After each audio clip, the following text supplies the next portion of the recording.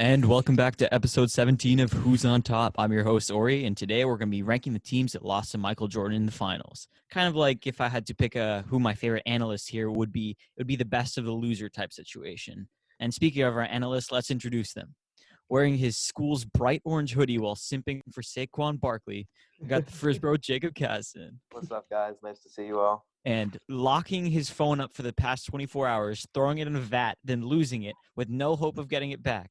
We got the hapless fencing captain, Jeremy Giles. There's actually a 1% hope of getting it back, I'll have you know. And finally, our very own violin and bad haircut expert, we have the Russian machine, Ellis Gordon. What's up, guys? Today, we're going to be throwing it back to the Jordan days. No, I'm not talking about throwing it back on TikTok, though I'm sure Jacob could pull it off. But let's get back on track. We actually wanted to discuss really quickly what the best soundtracks are for video games. I know there's a lot of contention, and generally there are very much good soundtracks and very bad soundtracks. But we just wanted to kind of explore our own preferences. So really quickly, kind of like Ellis's rapid fire segment, let's get out of the way. Jacob, what do you think the best soundtrack on a video game is? Of the three major sports and shooter video games, I think it's got to be 2K in general, which is basketball. I think the best 2K album soundtrack is one that Ori happens to be very good at, and that is 2K13. I agree full-heartedly. It was produced by Jay-Z, so you know it had to have some sort of musical element to it, especially like considering it was a really good one. It has some throwbacks of R&B, really early hip-hop that really kind of revolutionized the era, and a lot of early 2000s Jay-Z, which is always a classic. Some Kanye as well. I don't think you can go wrong with that. Ellis, what about you? So yeah, it's very hard to beat Jay-Z. That said, me and Max were talking about this, and I have to say FIFA. It's partly because I played it so much, but it was really my childhood. But really, when you look back at FIFA did something that like 2K and any of the sports/shooter video games never did, and that's a lot of singers/songs that became popular right after came in FIFA first. For example, DNC and Rex Orange County, I all heard on FIFA beforehand. Listen, I have a bit of a bias here because like it's really nostalgic back to like childhood Saturday mornings. But like songs like "We Come Running," like I was bumping it in quarantine. Some FIFA playlists. Highlight really FIFA 13 and FIFA 18 are both really good games. Listen, 2K puts up a good fight. Madden I've never liked at all, but I really gotta say FIFA here pretty strongly. Although one thing I do like about Madden is the current Madden. There's a song about Saquon Barkley in it. Oh my god. It's very good. Jeremy, I know you're our avid Madden player. What do you think about this, of Ellis absolutely racking the Madden's playlist? Well, he's not wrong. I think in terms of gameplay, Madden is my favorite. I love Madden. That's the one game. But you suck at every other game. That's the one game every year I will not address these salacious claims that I do try to get a new one of. I love Madden with my whole heart. Their music is lacking. So I think there's kind of three ways of looking at it. Madden's the worst in every way. The other way of looking at it is that in terms of pure, like, overall good music, I think I'd have to say NBA 2K because they keep it current. But I think FIFA overall is the best because if I'm thinking of FIFA, that's the one game where there's songs I remember where I associate with when I hear it on the radio, that's the FIFA song. Like, there's no song with 2K that I'm associating. I hear it, and I'm like, that's a 2K song. Like, I just remember, like, in early, like, FIFA games, just, like, the same song over and over again, beating Ellis Real Madrid. So, it's just that's because of the nostalgia I have to go with FIFA. Totally agree. But the few things I think of when I hear FIFA, is just a constant flopping in soccer. It's just not fun to watch, but the music is good, but the flopping is not great. I mean, I concur.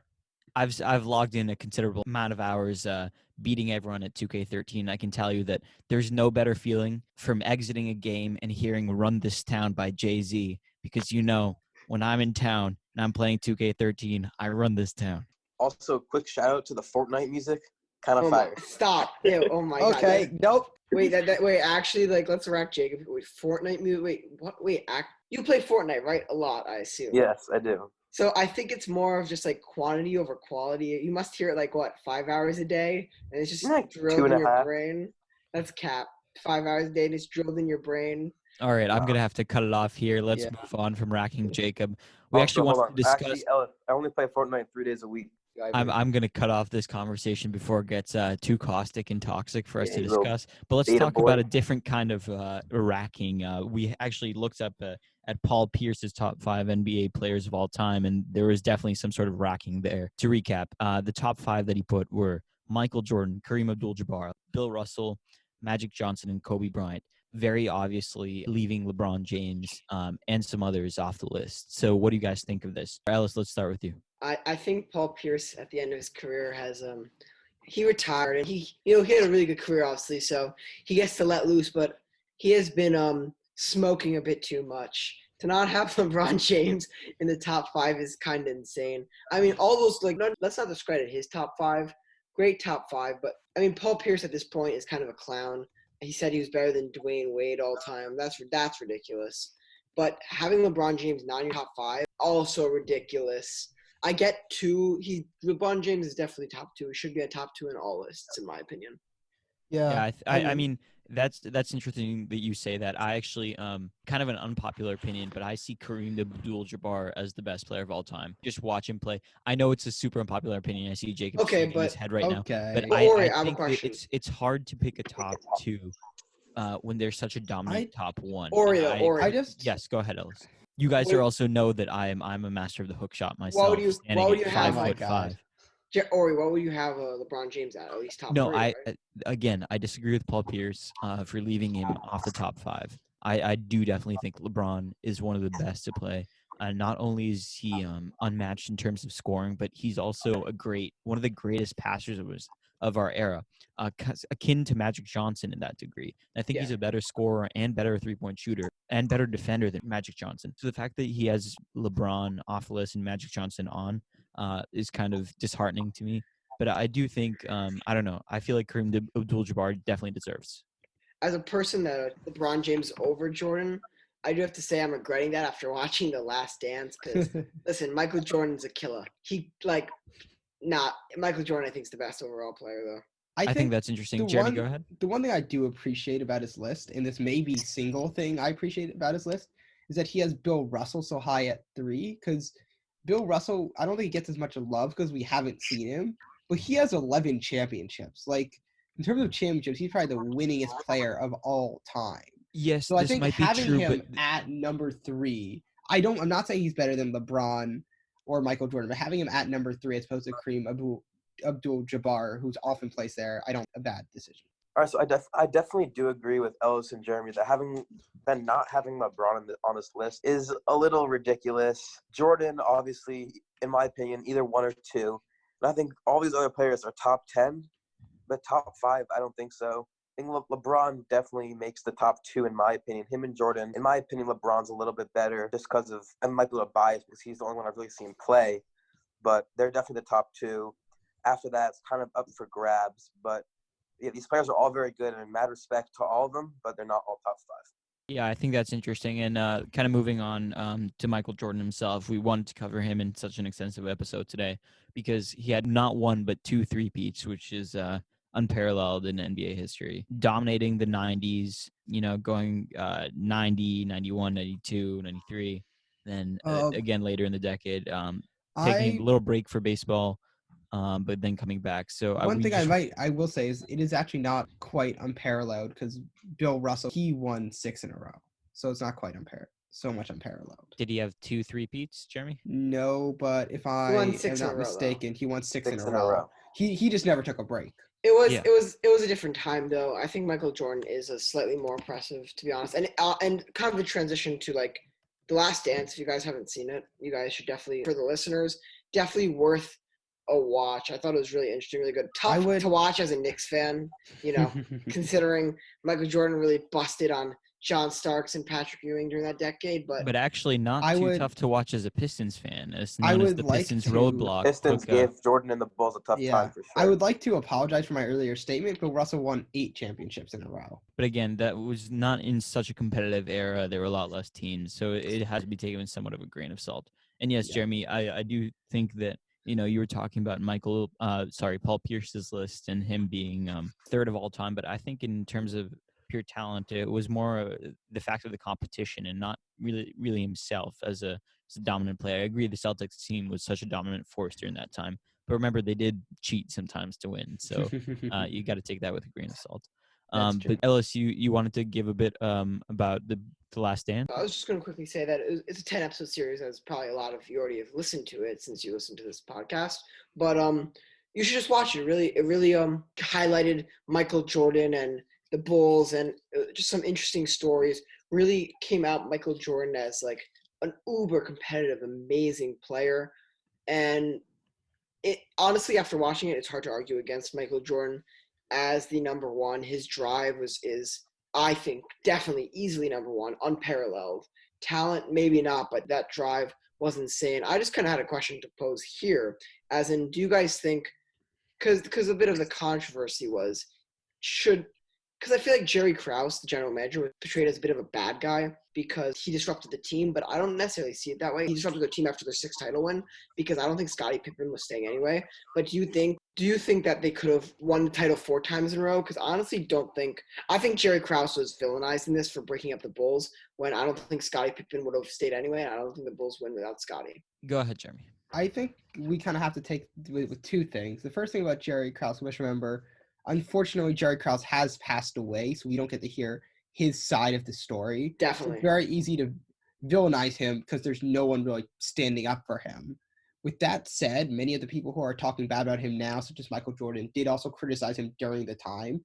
And I think he really was kind of breaking them up at the end. And if you remember, in his last championship, Michael Jordan and the Bulls barely won it. So to think that when they're already this tired that they could have won a fourth, while nice to think, I don't necessarily believe it's I realistic. think it's important to, like, part of Michael's legacy was the mystique that he left, came back for 3 years, won all those years, then left again after winning the MVP. I think if you're talking about who's the best player overall case, what Michael has beat against everyone is his story.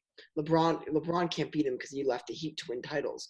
Michael built a winning team, the Bulls, and then he was his best, won the MVP, and then he just left.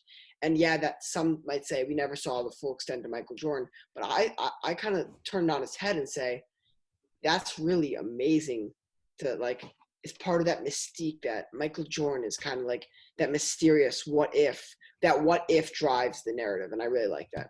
I kind of agree, but I think the one thing that must be noted is that while there is a what if, that doesn't necessarily make the what if likely, right? Like, I don't think it's fair to assume that he would have won another championship just because there was the possibility. In fact, likely he would not have. But because he left early, it keeps that story going. And we're saying best story. Right now, I think Michael Jordan's the best story.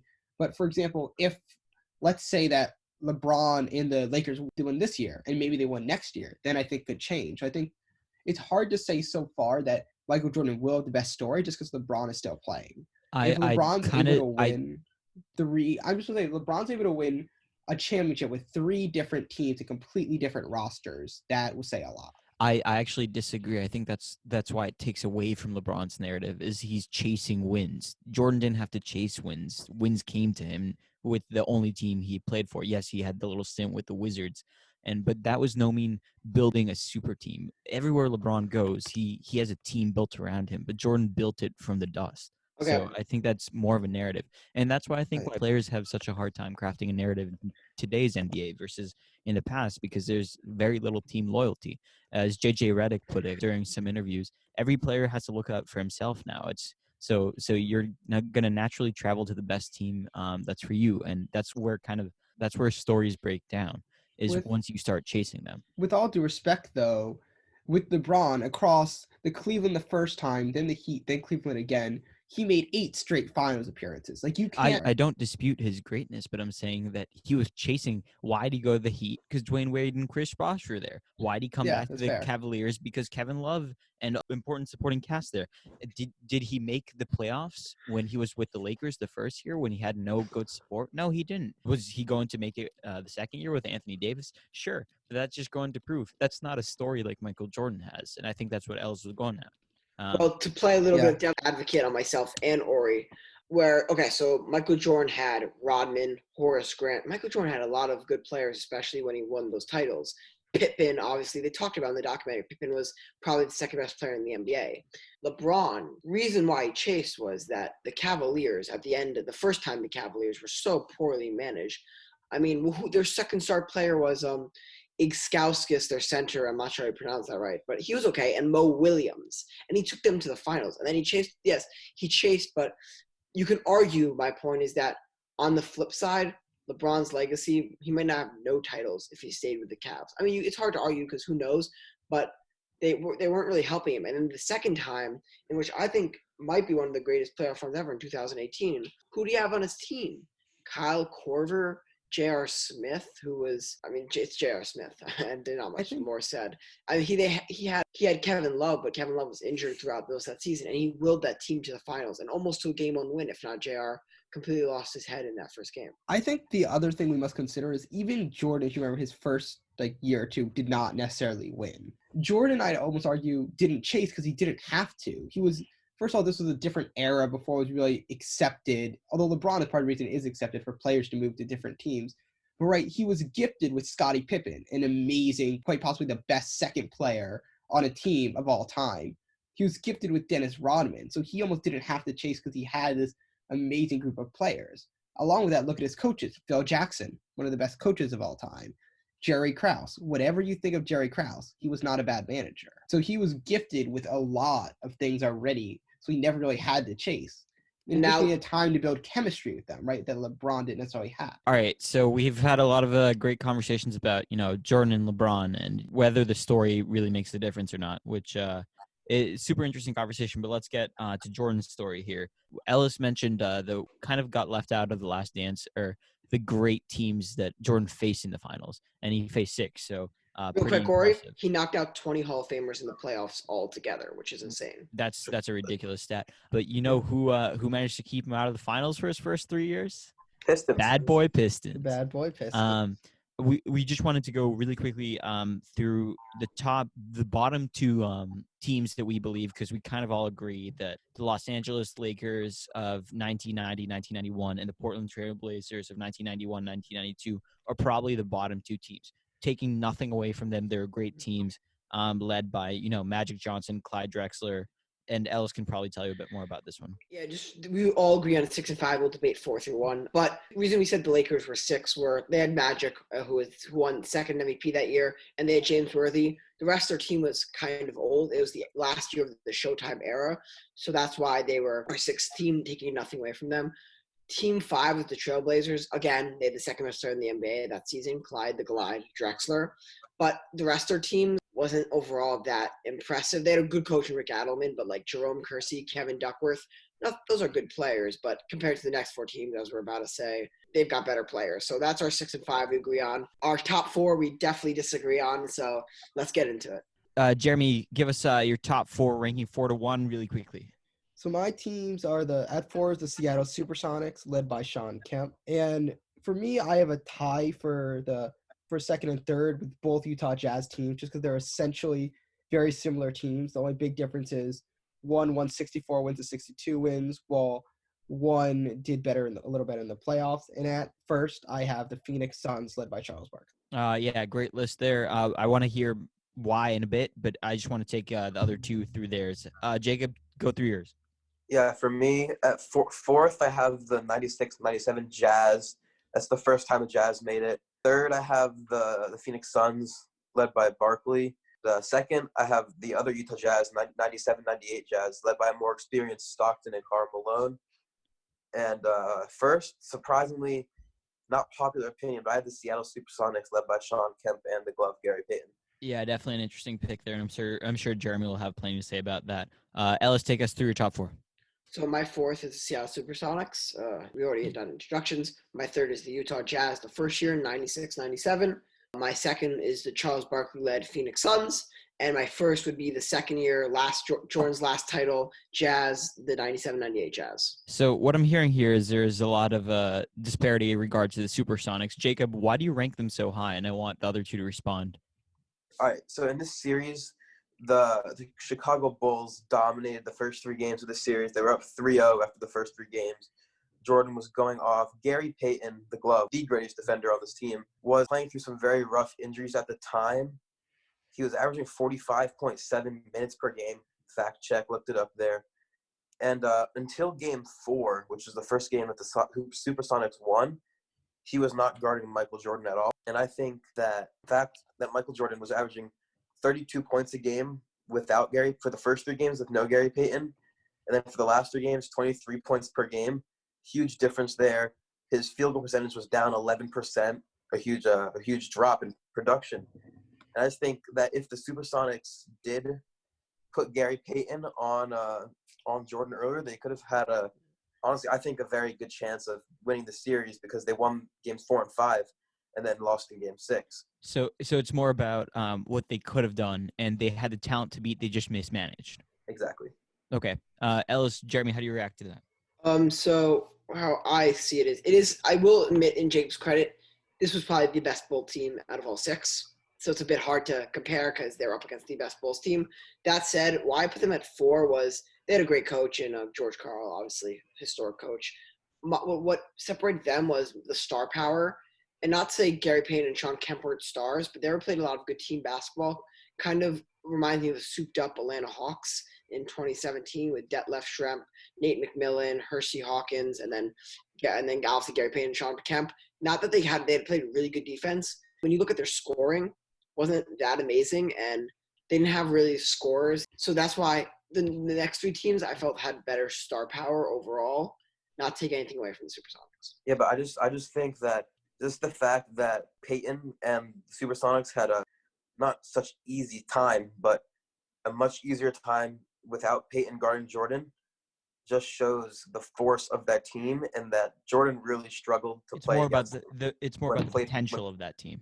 Yeah. No, not really the potential, just the fact that Jordan really struggled to play with the right defense. So I want that's- to go to Jeremy. Jeremy, you're number 1, Phoenix Suns with Charles Barkley.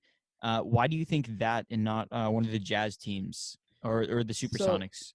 I guess the Supersonics, I kind of agree with Ellis, is that they're a really good team, and maybe in terms of building and their coach, they might be the strongest. But both Karl Malone and Charles Barkley are, in my opinion, borderline, if not inside, top 20 players. Sean Kemp, Gary Payton, while still very good players, are just not quite at that level. So I think that's for the Supersonics. Between the Suns and Jazz, I think it was a really hard choice for me because they're both very deep, very strong teams. But I just think with Barkley leading the charge, with how dominant he was and how physical a player he was, it's hard for me not to choose the Suns. Yeah, so for me with the Suns, I have them at number 2. And so I think they have, out of everyone here, Karl Malone I think is overall a better player than Charles Barkley. But for me, that year, Charles Barkley out of all these teams was the best. He just come off an MVP. He won the MVP that year. And I think he was the best player to go up against Michael Jordan. Obviously, when you go up against Michael Jordan, you need star And power. I guess the other thing I And might there's add is even if Karl Malone is a better player, Charles Barkley is the more physical player, which is very important against a relentless player like Michael Jordan. Yeah, and I think their supporting cast, well, definitely the weakest out of everyone here, out of these remaining 4 teams. Certainly, I feel it gets underrated with Kevin Johnson and Dan Marley and Tom Chambers, all 3 good players. Marley making the All-Star team that year. So that's why I have the Suns, the Phoenix Suns at number 2. But also, Jeremy, to be clear, Barkley, I don't think, but correct me if I'm wrong, but Barkley was not guarding Michael Jordan. No, that's true. That's fair. But it's That's just the fair star power matchup that you need. Yeah, to I score. understand what you're saying there. I Yeah. guess, Ellis, I have a question for you, actually. So, and Okay. I guess one thing I don't really understand is why are you splitting up the 2 Jazz teams? Because they were, at least in my mind, I know it was 2 different years, but the team essentially returned the full team. So why would they not be together, whether you have them at 1 or at 2? Okay, so it's because it's a really, it's all 3 is a really close split. That said, the number 1 Utah Jazz, I think, had experience. And they had home field advantage, too, in the playoffs. And home field advantage. The other Utah Jazz team didn't. And that's pretty much why. And that's why I have the Suns second, because I think if the Suns and the 1996 and the Suns teams were to hypothetically go up against each other in the playoffs, would the lack of experience would end up leading to a With Suns all due victory. respect, though, about the home field advantage, the 96 to 97 Jazz actually won more games. Just the NBA as a whole was a little bit stronger that year.